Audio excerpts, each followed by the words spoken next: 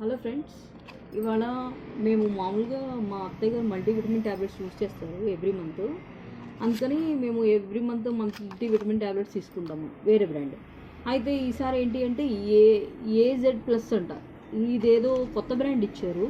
ఇది మన local brand అండి, మల్కాజ్గిరి అని ఉంది, చూసారా మీరు? ఇదిగోండి, మేడ్చల్ డిస్ట్రిక్ట్ మల్కాజ్గిరి అని ఉంది. Okay, tablets okay.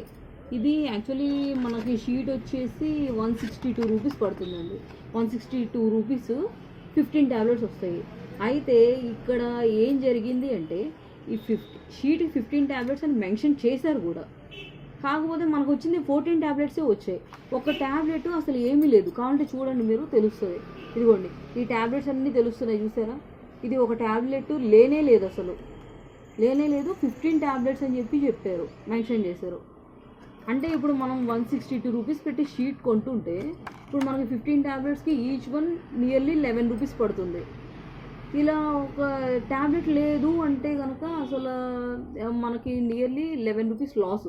నేను 11 రూపీస్ లాస్ అని చిన్నదే అనుకోవద్దు మీరు.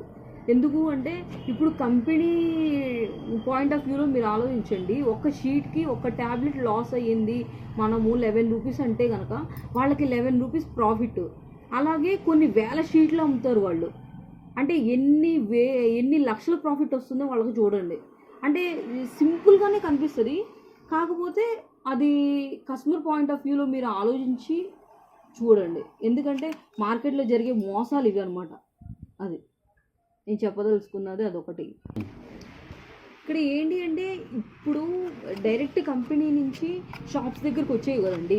డైరెక్ట్ కంపెనీ దగ్గర నుంచి డిస్ట్రిబ్యూటర్స్ ఉంటారు, డిస్ట్రిబ్యూటర్స్ దగ్గర నుంచి అప్పుడు షాప్స్ వాళ్ళ దగ్గరకు వస్తాయి. దగ్గర 3-4 హ్యాండ్స్ మారిన తర్వాత షాప్స్ వాళ్ళ దగ్గరకు వస్తాయి. అక్కడి నుంచి మనం కొంటాము. అంటే ఈ ట్యాబ్లెట్ లేదు అన్న సంగతి ఎవరూ చూడలేదా? అసలు ఈ మిస్టేక్ ఎవరిదంటారు చెప్పండి? ఈ ఇష్యూ మీద మీ ఒపీనియన్ ఏంటి ఫ్రెండ్స్? కామెంట్స్లో చెప్పండి.